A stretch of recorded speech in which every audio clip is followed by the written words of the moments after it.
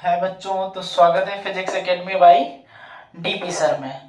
तो हम लोग जो है क्लास 11 के सर्कुलर मोशन में जो है सारी चीजें देख चुके हैं। उसमें हम लोग को एक पॉइंट पढ़ना है, क्षैतिज वृत्त में किसी पिंड की गति। जब भी किसी पिंड को डोरी से बांधकर क्षैतिज वृत्त में गति कराते हैं तो उसमें हम लोग देखेंगे कि क्या क्या चीजें उसमें होती है। उसी के बारे में हम लोग थोड़ा समझेंगे कि जब किसी पिंड को क्षैतिज वृत्त में घुमाया जाता है तो क्या होता है। ठीक है, तो किसी पिंड की क्षैतिज वृत्त में गति, ठीक है। और क्षैतिज वृत्त में जब ये गति करेगा तो उस समय जो पिंड का भार होगा वो नगण्य मान लेंगे। पिंड का भार कैसा है? नगण्य है। ठीक, ये हमें देखना है। तो हमारे पास एक डोरी है और डोरी को मैं जो है किसी पिंड से बांध दूंगा। जैसे मेरे पास एक डोरी है, इस डोरी को किसी पिंड को मैं बांध दिया हूं। अगर हम पिंड को इस तरह से घुमा रहे हैं तो ये क्षैतिज वृत्त में गति है। लेकिन इसी पिंड को हम ऊर्ध्वाधर घुमाना शुरू कर दें, ऊपर और नीचे।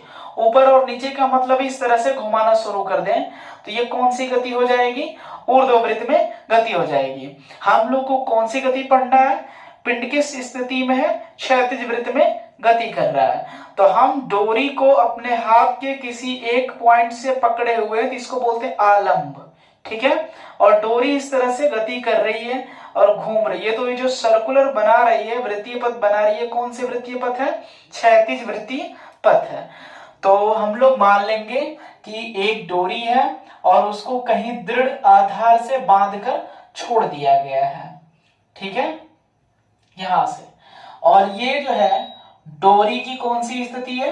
साम्य स्थिति है। साम्य स्थिति में इस वाले पॉइंट पर डोरी जो है लटकी हुई है और जब इसको गति कराएंगे तो ये अपने आलंब की ओर, आलंब की ओर का मतलब कि ये वाले कंडीशन में दोनों तरफ ये क्या कर रही होगी? इस वृत्तीय पथ पर गति कर रही होगी, दोनों तरफ। वृत्तीय पथ पर गति करने का मतलब कि जो है पिंड का जो सर्कुलर डायरेक्शन होगा वह इस वाले पॉइंट पर और ये वाला जो डायरेक्शन होगा वही इस वाले पॉइंट पर होगा। ठीक है, वृत्तीय पथ की त्रिज्या को मान लेंगे कि जो इसका रेडियस है वो स्मॉल आर है और ये मूव कर रही है, गति कर रही है। यहां से इसको बांध दिया गया है।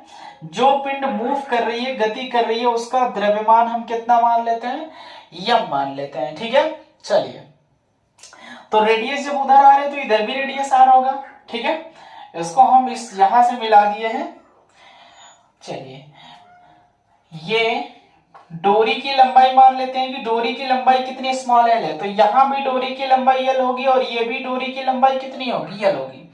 जब इसे क्षैतिज वृत्त में घुमा रहे होंगे तो ये जो फिगर बन रहा है, ये फिगर एक शंकु का निर्माण कर रहा है, या इसी को हम बोलते हैं शंकु लोलक। शंकु लोलक ये है। ठीक है, तो जब भी किसी पिंड को किसी डोरी से बांधकर उसे क्षैतिज वृत्त में घुमाया जाता है तो उस पर एक बल लगता है। जिस बल की दिशा कहां होती है? आलंब की ओर होती है। और आलंब की ओर होती है तो इस पिंड द्वारा एक जो है शंकु का निर्माण किया जा रहा है। तो इस समायोजन को हम क्या बोलते हैं? शंकु लोलक बोलते हैं। फिर से देख लीजिए, जब भी किसी पिंड को डोरी से बांधकर क्षैतिज वृत्त में गति कराते हैं तो उस पर एक अभिकेंद्र बल लगता है और वह अभिकेंद्र बल कहां होता है? आलंब की ओर या लंबवत ऊपर की ओर होता है। ठीक है, जब ये लंबवत ऊपर की ओर होता है तो पिंड द्वारा एक शंकु का निर्माण किया जाता है। इसे हम क्या बोलते हैं? शंकु लोलक बोलते हैं। ठीक है, जैसे मैं इसको बांधकर इस तरह से गति करा रहा था, घुमा रहा था, तो इस डोरी और पिंड के बीच एक जो है अभिकेंद्र बल लगता है जिसका डायरेक्शन कहाँ होगा? मेरे उंगली की तरफ होगा। और ये जब गति कर रहा है तो एक शंकु का निर्माण कर रहा है, इसलिए इस समायोजन को हम क्या बोलते हैं? शंकु लोलक बोलते हैं। ठीक है, तो ये शंकु लोलक हो गया। डोरी की लंबाई एल हो गई। ठीक है, भार इसका कहाँ काम कर रहा होगा, हम मान लेते हैं कि इस वाले पॉइंट पर इसको व्याख्या कर रहे हैं, चाहे इधर क्या कर सकते हैं, चाहे इधर हम व्याख्या कर सकते हैं। तो भार इसका कहाँ काम करेगा, नीचे की ओर mg। डोरी में एक तनाव बल उत्पन्न होगा जिसका डायरेक्शन कहाँ होगा, आलंब की ओर होगा t। भार के बारे में हम जानते हैं कि भार हमारा नीचे की ओर काम कर रहा है, और जो तनाव बल डोरी में है वो कितना है, t है, जिसका डायरेक्शन कहाँ है, आलंब की ओर है। अब ये बताइए कि तनाव बल एक तरह का फोर्स है, और ये फोर्स कौन सी राशि है, सदिश राशि है। सदिश राशि है तो इसको कितने घटक में वियोजित कर सकते हैं, आवश्यकता अनुसार 2 घटक में वियोजित कर सकते हैं। पहला हमारा हो जाएगा क्षैतिज घटक, और दूसरा हमारा कौन सा हो जाएगा, इसका ऊर्ध्व घटक। ये हमारा कौन सा घटक है, ऊर्ध्व घटक है। यदि ये वाला एंगल थीटा है तो ये भी एंगल थीटा होगा, क्योंकि एकांतर कोण क्या होते हैं, बराबर होते हैं। ये रेखा और ये रेखा दोनों एक दूसरे के परपेंडिकुलर है, और परपेंडिकुलर होने का मतलब जो है, परपेंडिकुलर करें एक दूसरे के पैरेलल है, समांतर है, और समांतर रेखाओं के बीच में एक तिर्यक रेखा है, तिर्यक रेखा इनको प्रतिच्छेद कर रही है। तो तिर्यक रेखा के एकांतर कोण आपस में क्या होते हैं, बराबर होते हैं। तिर्यक रेखा के एकांतर कोण आपस में क्या होते हैं, बराबर होते हैं।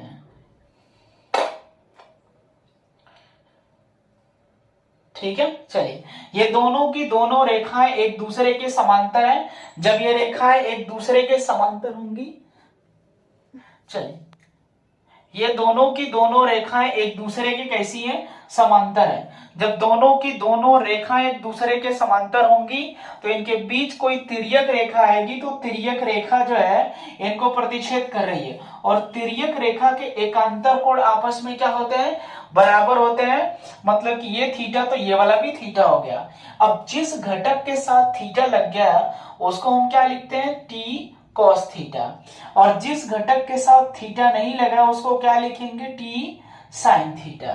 ठीक है, तो ये टी कॉस थीटा और ये कितना हो गया, टी साइन थीटा हो गया।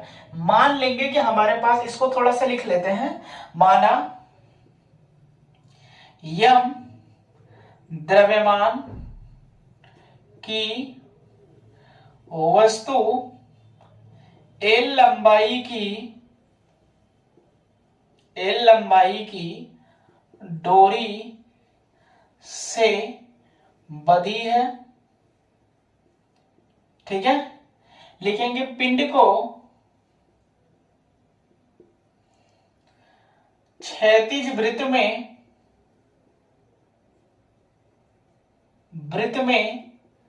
गति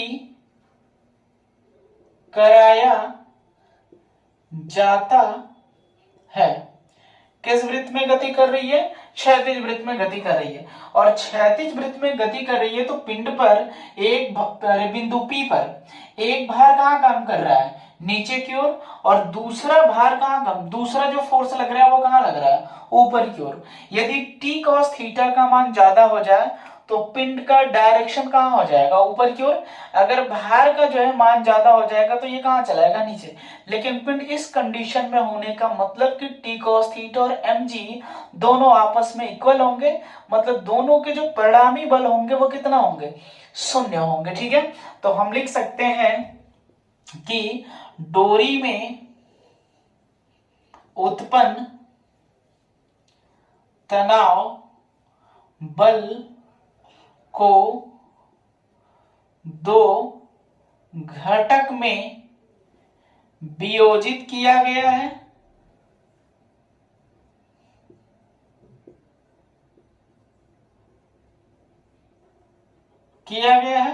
जब इसे 2 घटक में वियोजित किया गया तो पहला हमारा कौन सा घटक है, ऊर्ध्व घटक है, ऊर्ध्व घटक टी कॉस थीटा, और दूसरा घटक हमारा कौन सा है, क्षैतिज घटक है,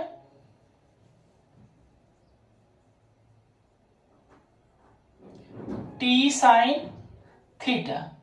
अब टी कॉस थीटा और mg दोनों जो है एक दूसरे के विपरीत डायरेक्शन में है, तो लिखेंगे टी कॉस थीटा तथा mg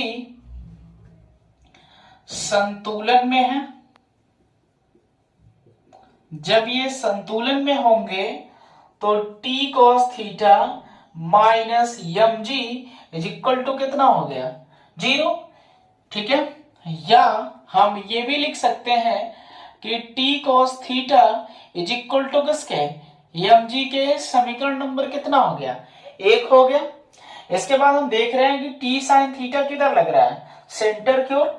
जब भी कोई बल सेंटर की ओर लगे, केंद्र की ओर लगे, तो उस बल को कौन सा बल बोलते हैं अभिकेंद्र बल। तो टी साइन थीटा से पिंड को अभिकेंद्र बल प्राप्त हो रहा है। कौन सा बल अभिकेंद्र बल प्राप्त हो रहा है। अतः हम क्या लिख सकते हैं टी साइन थीटा बराबर किसके अभिकेंद्र बल के। ठीक है, और हम लिख सकते हैं यहां पर कि टी साइन थीटा अभिकेंद्र बल एम बी स्क्वायर बटे में कितना लिख सकते हैं आर लिख सकते हैं हम। ठीक है, समीकरण नंबर कितना हो गया 2। समीकरण 2 में समीकरण 1 से भाग कर देते हैं तो देखते हैं क्या मिलता है हमें। समीकरण 2 भागे समीकरण 1, टी साइन थीटा बटा में T cos theta is equal to m b square बटे में आर, और पूरे के बटा में कितना है एम जी। टी से टी कैंसिल हो गया, साइन थीटा बटे में कॉस थीटा बराबर एम बी स्क्वायर बटे में आर एम इंटू जी। यम से यम कैंसिल हो गया। ठीक है, बचा क्या है साइन थीटा बटे में cos theta is equal to किसके tan थीटा के, और tan थीटा बराबर v स्क्वायर बटे में r इंटू कितना हो गया जी।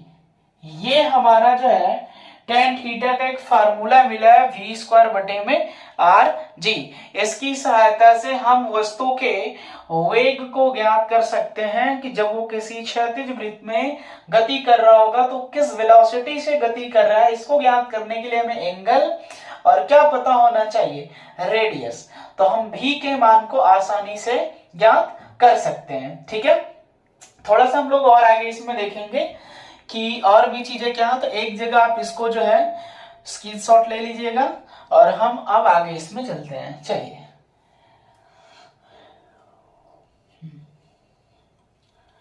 आगे हम लोग ये देखेंगे कि पिंड वृत्तीय पथ पर गति कर रहा है, और जब वृत्तीय पथ पर गति कर रहा होगा तो एक पूरा चक्कर चलने में यदि पिंड द्वारा लिया गया समय कितना हो t हो। ठीक है, मान लेंगे कि यदि पिंड द्वारा एक चक्कर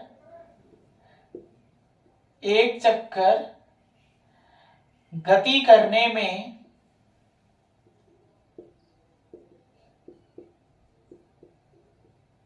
लिया गया समय स्मॉल t हो, तो जब t समय मिल गया है तो दूरी कितनी तय करेगा एक चक्कर में परिधि के बराबर, और परिधि हमारी कितनी है 2 पाई r है। ठीक है, तो उस स्थिति में v बराबर चाल बराबर दूरी बटा में समय। किस चाल से चल रहा है v से, कितना दूरी तय करेगा एक चक्कर में परिधि के बराबर, और दूरी कितना है 2 पाई r। एक चक्कर पूरा करने में पिंड द्वारा लिया गया समय कितना है स्मॉल t है। तो चाल बराबर दूरी बटा में समय की सूत्र की सहायता से हम इसको निकाल लिए हैं। जब हमें v का मान मिल गया तो यहां पर हम रख सकते हैं पिंड द्वारा जो है एक चक्कर चलने में लिया गया समय कितना है t है। ठीक है, तो एक चक्कर तय करने में इसके द्वारा जो दूरी तय की जाएगी वो परिधि के बराबर दूरी तय की जाएगी। तो परिधि हमारी कितनी है 2 पाई r है। तो चाल की सूत्र से चाल बराबर दूरी बटा में समय से v बराबर 2 पाई r बटे में कितना निकाल लिए हैं t निकाल लिए हैं।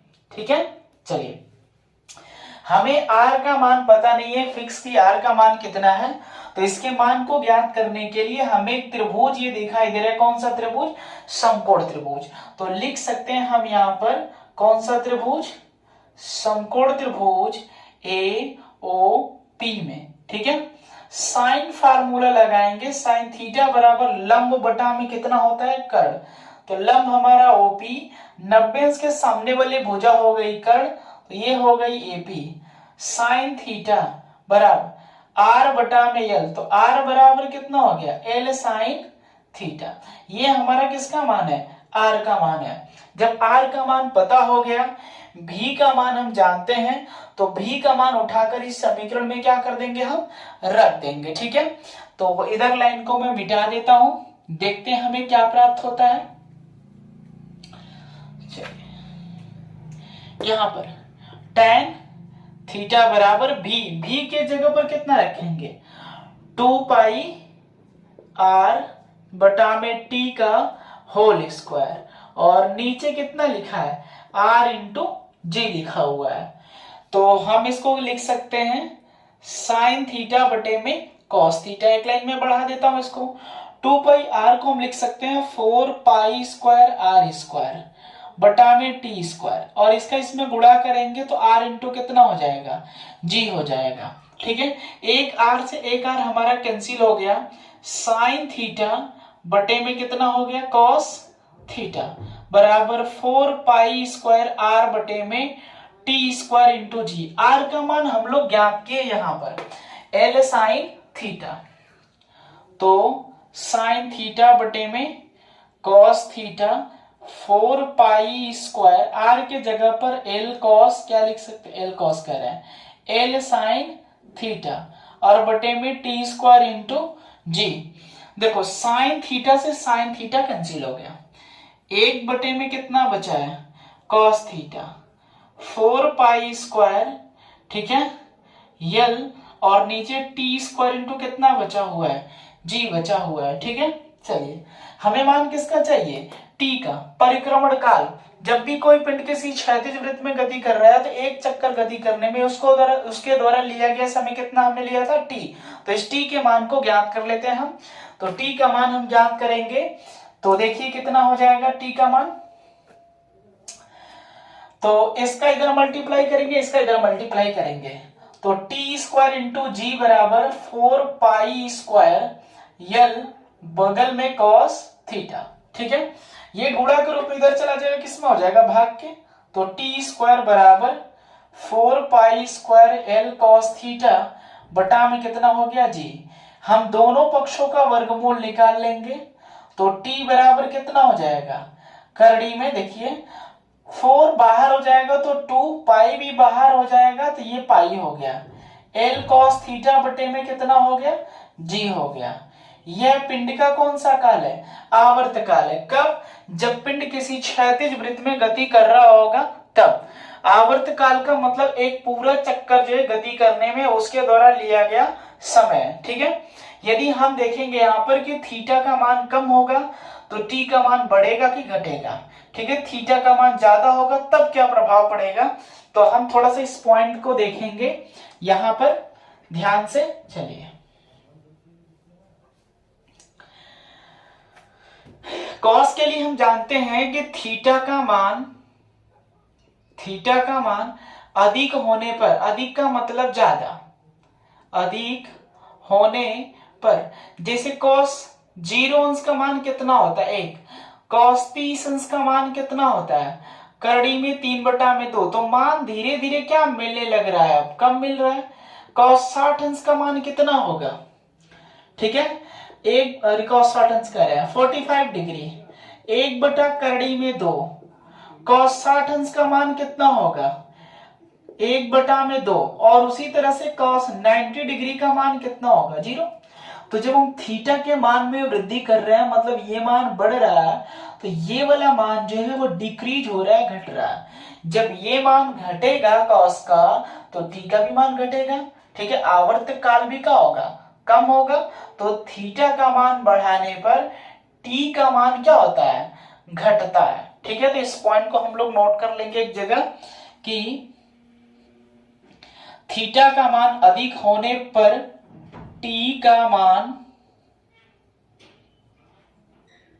कम होता है। ठीक है, और जब थीटा का मान कितना हो जाए, थीटा का मान 90 डिग्री हो जाए, तो उस स्थिति में जो टी का मान होगा वो 2 पाई करड़ी में L cos 90 बटा में जी। cos 90 अंश का मान होता है 0, तो पूरा पूरा गुणा कर देंगे तो मान कितना मिल जाएगा, 0 मिल जाएगा। तो उस समय जो टाइम पीरियड आवर्तकाल होगा वो 0 हो जाएगा, मतलब शून्य के बराबर होगा। कब? जब थीटा का मान कितने डिग्री हो जाए, 90 डिग्री हो जाए तब। ठीक है, चलिए अगला पॉइंट हमें जो है, डोरी की लंबाई L है, तो L का मान जितना ज्यादा रहेगा आवर्तकाल भी मतलब टाइम पीरियड भी उतना ही अधिक होगा। ठीक है, L का मान अधिक होने पर T का मान अधिक प्राप्त होता है या अधिक होता है।